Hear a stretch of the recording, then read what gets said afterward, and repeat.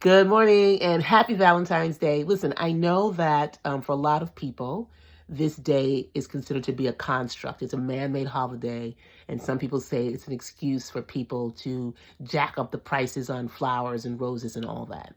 Maybe that's true, maybe it's not. But I do know this, that I have now, in these last several years, started to see Valentine's Day as an opportunity to amplify the love that's already within you for yourself and to amplify the love that you have for people in your circle, whether it be your spouse, your friend, your partner, your significant other, your relatives, etc. So on this Valentine's Day, I want to offer a little bit of a suggestion. While you're out running around looking for flowers and cards and the perfect gift, I want to offer you 4 gifts that you can give to your loved ones, whether, again, it's a significant other, your partner, your spouse, your friend, any type of relationship that you have that's important to you where love is central. These are my 4 suggestions for gifts. The first one is to develop a habit of apologizing without being prompted, without making excuses or justifications, and doing it from a really sincere place. Learn to develop the habit of apologizing without making excuses, without being prompted, and doing it from a sincere place. Oftentimes, when we get into conflict with those that we love, it's not uncommon for us to dodge responsibility and not take responsibility, right, for our role in whatever breakdown we are experiencing at the moment. And the best thing that you can do, one of the best gifts that you can give to those that you care about, is to really take their feelings, take who they are into account. And if you recognize that you've done something that has broken the covenant between the two of you, I'll apologize sincerely without excusing your behavior and really acknowledging how whatever it is that you did impacted them.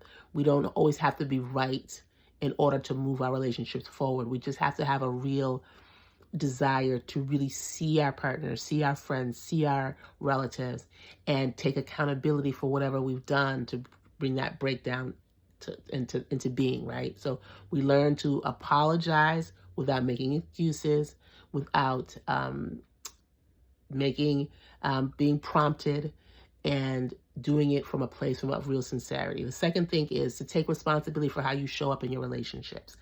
It's easier for us to point our fingers at other people and try to change them and all the behaviors that they do that get on our nerves or make us mad, etc. And one thing that I've learned, that hopefully y'all have learned by now, is that y'all can't change anybody. You can inspire people, you can give people feedback, but we cannot change anyone. The best thing that we can do is be a living, walking demonstration of the qualities that we want to see in a relationship. So if you want your partner, or friend, whomever, to be more loving, you be more loving. If you want them to be kinder, you be kinder. If you want them to be patient, you be more patient. You show up with the qualities that you say you want in that other person, because it will shift the energy and dynamic of your relationship. And even if that person does not begin to reciprocate, you develop the strength, you develop the courage, you develop the heart muscle to do what you need to do to preserve your own peace of mind, right? So rather than trying to change somebody else and continuously pointing out to what he, she, or they have or have not done, focus on yourself and take full accountability for how you show up in a relationship. The third thing, I had to write them down because, I wanted to make sure I got them all right. The third thing is be more loving to the people in your inner circle than you are to other people. Be more loving to your family, to your friends, to the people in your close-knit places than you are to other people. Yes, we should love everybody. We should love our neighbors and we should be kind. But that love, that kindness should start at home. I was talking to my nieces a couple of weeks ago, and it shocked me to hear them say that they didn't think I was a nice person. And I was like, what do you mean I'm not nice? And because I got a little offended, kind of hurt my feelings. And then they quickly corrected themselves. They said, oh, no. You're nice to us.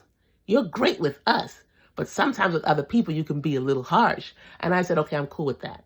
They recognize that they are special to me. They recognize that I will go above and beyond for them. They recognize that I treat them in a way that's different and in their eyes better than the way I treat everybody else. The people in your circle, the people that you love, again, your partners, your relatives, your children, they deserve to know that you put them on a higher pedestal than you do anybody else, that you prioritize their feelings, you prioritize their well-being. It gives them a sense of confidence and a sense of specialness that changes how they show up in the world.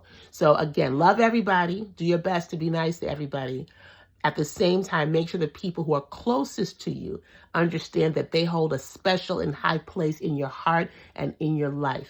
They deserve it, and it impacts how they show up, not just in your relationship, but in the outside world as well. And the last thing is to prioritize your healing. Now, those of you who've known me for a while know that I am recovering from my anger management issues. And I have prioritized that. I started looking at that aspect of my behavior when I became an aunt for the first time.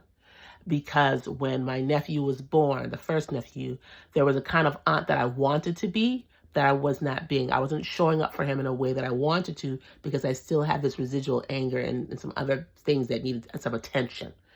And when I recognized that there was a gap between the aunt that I was and the aunt that I wanted to be, I started to prioritize taking care of myself and my emotional, spiritual, and overall wellness and healing.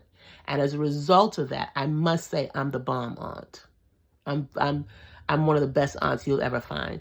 And in addition to that, I'm a better person in all of my other relationships. Do I have work to do? Of course I do. That's the purpose of being on this planet, right? Continuous growth, continuous evolving.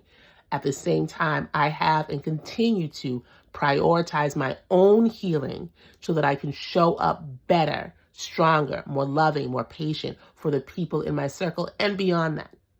So prioritize your healing, do your best, set an intention to become the most healed version of yourself, not just for your own peace of mind, but for the people that you care about the most. All right.